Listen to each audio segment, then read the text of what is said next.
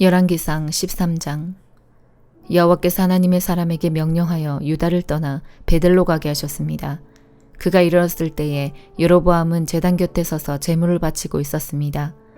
하나님의 사람이 그 제단을 향하여 여호와의 말씀으로 외쳤습니다. 제단아, 제단아, 여호와께서 너에게 이렇게 말씀하셨다. 다윗의 집안의 요시아라는 아들이 태어날 것이다. 그는 네 위에서 제사를 드리고 있는 산당의 제사장들을 네 위에 제물로 바칠 것이며 인간의 뼈를 네 위에서 태울 것이다. 하나님의 사람은 이 일이 일어날 것이라는 증거로 이 제단은 갈라질 것이고 그 위에 재는 땅에 쏟아질 것이다 라고 말했습니다. 여로보암 왕은 하나님의 사람이 베델의 제단에 대해 말한 것을 듣고 제단 위에서 손을 뻗어 그 사람을 가리키며 저놈을 잡아라 하고 소리쳤습니다. 그러나 왕이 내민 팔은 마비되어 움직일 수가 없었습니다. 곧이어 제단이 갈라지고 그 모든 재가 땅에 쏟아졌습니다. 하나님의 사람이 말한 증거대로 일이 이루어졌습니다. 왕이 하나님의 사람에게 말했습니다. 나를 위해 그대의 하나님 여호와께 기도해 주시오. 제발 내 팔을 고쳐달라고 기도해 주시오. 하나님의 사람이 여호와께 은혜를 베풀어 달라고 기도드리자 왕의 팔은 나아서 그전처럼 되었습니다. 왕이 하나님의 사람에게 말했습니다. 나와 함께 집으로 가서 음식을 듭시다. 그대에게 선물을 드리고 싶소. 하나님의 사람이 왕에게 대답했습니다. 왕과 함께 갈 수 없습니다. 왕이 나라의 절반을 준다 해도 갈 수 없습니다. 이곳에서는 아무것도 먹거나 마실 수 없습니다. 여호와께서 나에게 아무것도 먹거나 마시지 말라고 명령하셨습니다. 그리고 내가 온 길로 되돌아가지도 말라고 명령하셨습니다. 그래서 그 사람은 다른 길로 갔습니다. 베델에 올라왔던 길로 되돌아가지 않았습니다. 그때 베델에 늙은 예언자가 한 사람 살고 있었습니다. 그의 아들들이 와서 그날 하나님의 사람이 한 일에 대해 이야기해 주었고 하나님의 사람이 여로보암에게 한 말도 들려주었습니다. 그러자 그 아버지는 그 사람이 어느 길로 돌아갔느냐 하고 물었습니다. 그의 아들들은 유다에서 온 하나님의 사람이 돌아간 길을 아버지에게 일러주었습니다. 그 예언자는 아들들에게 자기 나귀의 안장을 얹어달라고 말했습니다. 아들들이 안장을 얹어주자 그 예언자는 나귀를 탔습니다. 그는 하나님의 사람을 뒤쫓아가서 그가 상수리 나무 아래에 앉아있는 것을 발견하고 다가가서 물었습니다. 그대가 유다에서 온 하나님의 사람이요? 그 사람이 대답했습니다. 그렇습니다. 내가 그 사람입니다. 예언자가 말했습니다. 나와 함께 집으로 가서 음식을 같이 드십시다. 그러자 하나님의 사람이 대답했습니다. 당신과 함께 돌아갈 수 없습니다. 그리고 당신의 집에 들어갈 수도 없습니다. 이곳에서 당신과 함께 무엇이든 먹거나 마실 수 없습니다. 여호와께서 나에게 너는 그곳에서 아무것도 먹거나 마시지 마라. 그리고 오던 길로 다시 돌아가지 마라 하고 말씀하셨습니다. 그러자 늙은 예언자가 하지만 나도 그대와 같은 예언자요 라고 하면서 거짓말을 했습니다. 주님의 천사가 나에게 와서 그대를 내 집으로 데려가 먹을 것과 마실 것을 대접하라고 하셨소. 하나님의 사람은 그 늙은 예언자의 집으로 가서 그와 함께 먹고 마셨습니다. 그들이 식탁에 앉아 있는데 여호와의 말씀이 하나님의 사람을 데리고 온 늙은 예언자에게 내렸습니다. 늙은 예언자가 유다에서 온 하나님의 사람에게 외쳤습니다. 여호와께서 당신에게 이렇게 말씀하셨소. 너는 하나님의 말씀을 듣지 않았다. 너는 너희 하나님 여호와께서 명령하신 것을 따르지 않았다. 여호와께서 너에게 이곳에서는 아무것도 먹지 말고 마시지도 말라고 하셨는데 너는 귀를 돌이켜 먹기도 하고 마시기도 했다. 그러므로 너의 시체는 너의 가족 무덤에 묻히지 못할 것이다. 하나님의 사람이 먹고 마시기를 마치자 늙은 예언자는 그의 나귀의 안장을 채워주었습니다. 그 사람이 집으로 돌아가고 있는데 사자 한 마리가 나타나 그를 물어 죽였습니다. 그의 시체는 길에 버려졌으며 나귀와 사자가 시체 곁에 서 있었습니다. 마침 그때 어떤 사람들이 그 길을 가고 있었는데 그들은 시체 옆에 사자가 서 있는 것을 보았습니다. 그래서 그들은 늙은 예언자가 살고 있는 성으로 가서 그 사실을 알려주었습니다. 하나님의 사람을 자기 집으로 데려왔던 늙은 예언자도 그 소식을 듣고 말했습니다. 그 사람은 여호와의 명령을 따르지 않았던 하나님의 사람이다. 그래서 여호와께서 전에 말씀하신 대로 사자를 보내어 그 사람을 죽이신 것이다. 늙은 예언자가 자기 아들들에게 말했습니다. 나귀의 안장을 채워라. 아들들은 말씀대로 했습니다. 늙은 예언자는 밖으로 나가서 길에 버려져 있는 그 사람의 시체를 찾아냈습니다. 그 곁에는 나귀와 사자가 서 있었습니다. 사자는 그 시체를 먹지 않았을 뿐더러 나귀도 해치지 않았습니다. 늙은 예언자가 그 시체를 자기 나귀에 싣고 성으로 돌아왔습니다. 그리고 그의 죽음을 슬퍼해주고 그를 묻어주었습니다. 늙은 예언자는 그의 시체를 자기 집안 무덤에 묻었습니다. 그리고 오 내 형제여 하면서 하나님의 사람이 죽은 것을 슬퍼했습니다. 예언자가 그를 묻어준 다음에 자기 아들들에게 말했습니다. 내가 죽거든 하나님의 사람이 묻혀있는 이 무덤에 나를 묻어라. 내 뼈를 그의 뼈 옆에 두어라. 여호와께서 이 사람을 통해 베델의 제단과 사마리아의 여러 마을의 산당들에 대해 말씀하신 것은 반드시 이루어질 것이다. 그러나 여로보암 왕은 나쁜 짓을 그만두지 않았습니다. 그는 여전히 일반 백성 가운데서 산당의 제사장을 뽑았고 누구든지 산당의 제사장이 되고 싶은 사람은 그렇게 될 수 있게 하였습니다. 이와 같이 여로보암의 집안은 죄를 지었습니다. 그 죄 때문에 그의 집안은 멸망하여 땅에서 사라졌습니다. 빌립보서 4장. 내가 사랑하고 또 보고 싶어하는 형제 여러분, 여러분은 내게 기쁨이며 자랑입니다. 내가 여러분에게 말한 것과 같이 주님을 계속 따르십시오. 요디아와 순두계에게 권합니다. 주님 안에서 화해하십시오. 나의 진실한 협력자이며 친구인 여러분에게도 부탁합니다. 이 여인들이 서로 화해하도록 도와주십시오. 그들은 글레멘드를 비롯한 여러 동력자들과 함께 복음을 전하며 수고한 사람들입니다. 그들 이름 역시 생명책에 기록되어 있지 않습니까? 주님 안에서 항상 기뻐하십시오. 다시 말하거니와 기뻐하십시오. 여러분이 선하고 친절하다는 것을 모든 사람이 알도록 행동하십시오. 주님께서 곧 오실 것입니다. 걱정하지 말고 필요한 것을 하나님께 구하고 아뢰십시오. 감사하는 마음으로 하나님께 말씀드리십시오. 그러면 우리 주 예수 그리스도 안에서 그 어느 누구도 측량할 수 없는 평안이 여러분의 마음과 생각 가운데 풍성히 임할 것입니다. 형제 여러분, 선함을 추구하며 가치가 있는 것들에 마음을 쏟기 바랍니다.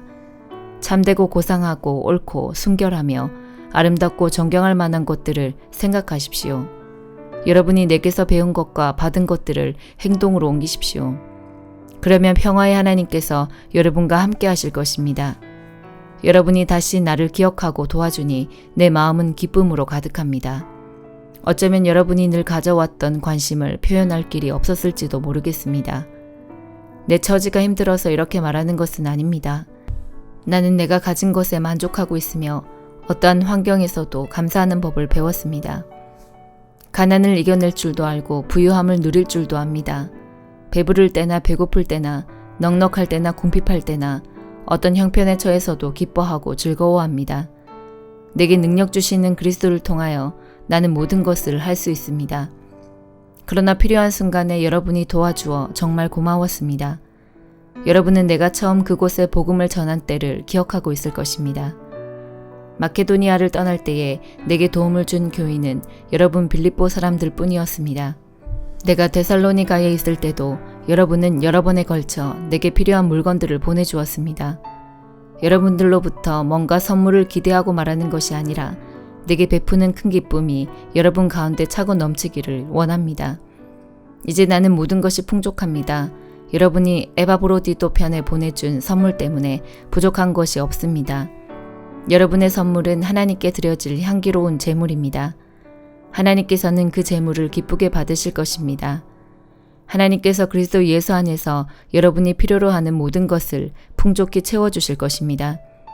우리 하나님 아버지께 영원토록 영광을 돌려드립니다. 아멘.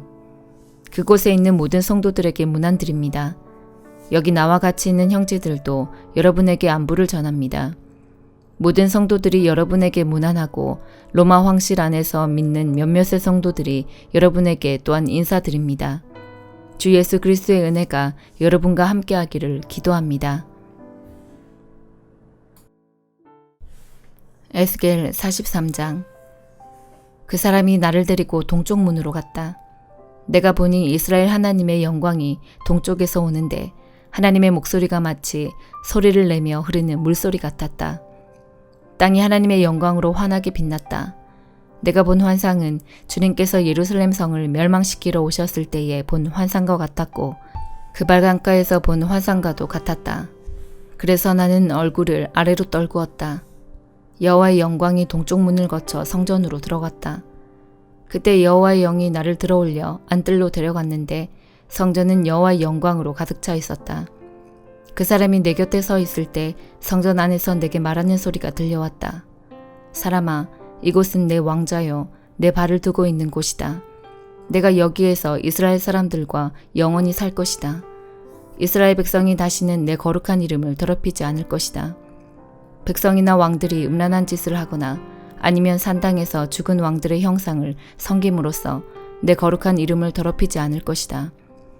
그들은 자기 문간을 내 성소의 문간과 나란히 만들어 놓고 자기 문설주를 내 문설주와 나란히 만들어 내 거룩한 이름을 더럽혔다. 그래서 내가 진노하여 그들을 멸망시킨 것이다. 자, 이제 그들은 음란한 짓과 죽은 왕들의 형상을 멀리해야 한다. 그러면 내가 그들 가운데서 영원히 살 것이다. 사람아, 이스라엘 백성에게 이 성전에 관해 잘 설명해 주어라. 그러면 그들이 자기 죄를 부끄럽게 여길지 모른다. 그들이 저지른 모든 짓들을 스스로 부끄럽게 여기거든 이 성전의 설계도를 알려주어라. 구조와 출입구들을 가르쳐주고 성전에 관한 모든 도항과 규례와 법에 대해 알려주어라. 그들이 보는 앞에서 그것들을 적어서 그들이 성전의 법과 규례를 신실하게 따를 수 있게 하여라. 성전의 법은 다음과 같다. 성전이 지어진 산꼭대기 주변 모든 지역은 가장 거룩하다. 이것이 성전의 법이다. 제단의 크기는 다음과 같다. 제단 밑받침의 높이는 60cm이고 그 밑받침의 가장자리 폭도 60cm이며 가장자리를 두르고 있는 턱의 높이는 약 20cm이다. 밑받침 위에 있는 제단 아래층은 높이가 1m이고 그 가장자리 폭이 50cm이다. 그리고 중간층의 높이가 2m이며 그 가장자리 폭이 50cm이다. 이 번제단의 제일 위층은 높이가 2m이며 내 모서리는 뿔 4개가 위로 솟아있다. 그리고 번제단 제일 위층은 가로 세로가 6m인 정사각형이다. 중간층도 가로 세로가 모두 7m인 정사각형이며 밑받침을 두르고 있는 턱의 폭은 25cm이고 그 턱의 받침 폭은 50cm이다. 그리고 제단의 계단은 동쪽으로 향해 있다. 그때 그 사람이 내게 말했다. 사람아, 나 주 여호와가 말한다. 제단을 만들 때 태워드리는 제사인 번제와 피를 뿌리는 일에 대한 규정은 다음과 같다. 너는 레위 사람 중 사독 가문의 사람으로서 내게 가까이 나아와 섬기는 제사장들에게 어린 수송아지 한 마리를 주어 죄를 씻는 속죄 제물로 삼게 하여라.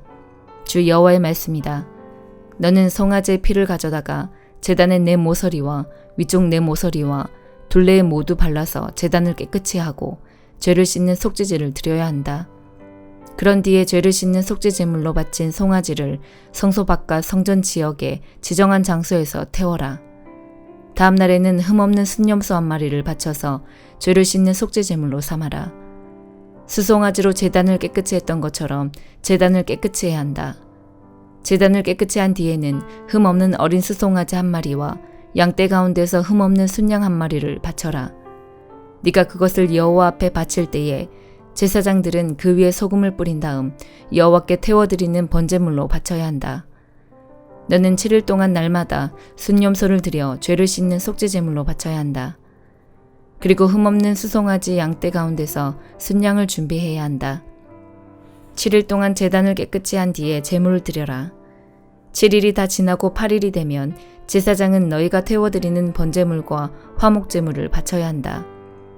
그러면 내가 너희를 받아들일 것이다. 나 주 여호와의 말이다. 시편 95편. 다 와서 여호와께 기쁜 노래를 부릅시다. 우리 구원의 반석이 되시는 주님께 큰 소리로 외칩시다. 감사의 노래를 부르면서 주 앞에 나아갑시다. 음악과 노래로 주를 높입시다. 여호와는 위대한 하나님이십니다. 그분은 모든 신들 위에 뛰어난 위대한 왕이십니다. 땅의 가장 깊은 곳도 그분의 것이며 가장 높은 산들도 그분의 것입니다. 바다도 그분의 것입니다. 이는 주가 만드셨기 때문입니다. 그분은 손으로 마른 땅도 지으셨습니다. 다 와서 엎드려 주를 경배합시다. 우리를 지으신 여호와 앞에 무릎을 꿇읍시다. 그분은 우리의 하나님이십니다. 우리는 그분 목장의 백성이며 그분이 기르는 양떼들입니다. 오늘날 여러분에게 하시는 여호와의 말씀을 들으십시오. 너희 조상들이 무리바에서 그랬던 것처럼 광야의 마사에서 그랬던 것처럼 고집부리지 마라. 그곳에서 그들은 나를 시험하였다. 내가 행한 일을 두 눈으로 보고서도 나를 시험한 것이다. 나는 40년 동안 그들에게 분노하였다. 그리고 이렇게 말했다. 그들은 마음을 다른 곳에 두고 있다. 나의 길을 도무지 알지 못하는 백성이다. 나는 화가 나서 맹세하였다. 그들은 결코 내 안식에 들어오지 못할 것이다. 시편 96편. 새 노래로 여호와께 노래하십시오. 온 땅이여 여호와께 노래하십시오. 여호와께 노래하고 그분의 이름을 찬양하십시오. 날마다 그분의 구원을 선포하십시오. 세상 모든 나라들에게 그분의 영광을 선언하고 모든 민족들에게 그가 행하신 놀라운 일들을 전하십시오. 여호와는 위대하시며 찬양받으실 분입니다. 그분은 모든 신들보다 더 높임받으실 분입니다. 세상 모든 나라의 신들은 다 헛된 우상들입니다. 그러나 여호와는 하늘을 만드신 분이십니다. 주께는 찬란한 위엄이 있고 그분의 성소에는 능력과 아름다움이 있습니다. 온 땅의 나라들이여 여호와께 영광과 능력을 돌리십시오. 여호와께 영광과 능력을 돌리십시오. 여호와의 이름에 알맞는 영광을 그에게 돌리며 예물을 들고 그분의 성전에 들어가십시오. 거룩한 광채로 옷 입으신 여호와를 경배하십시오. 온 땅이여 주님을 경외하십시오. 온 세상에 전하십시오. 여호와는 왕이십니다. 이 세상이 굳게 서고 흔들리지 않을 것입니다. 주께서 모든 민족을 공평하게 심판하실 것입니다. 하늘이여 기뻐하고 땅이여 즐거워하여라. 바다와 그 안에 있는 모든 것들아 높이 외쳐라. 밭과 그 안에 있는 모든 것들아 기뻐 소리쳐라. 숲의 모든 나무들아 즐거이 노래하여라. 여호와께서 오실 때 그분이 이 세상을 심판하러 오실 때 그들이 여호와 앞에서 노래할 것입니다. 주는 이 세상을 공평하게 심판하시고 진리로 민족들을 판단하실 것입니다. 아멘.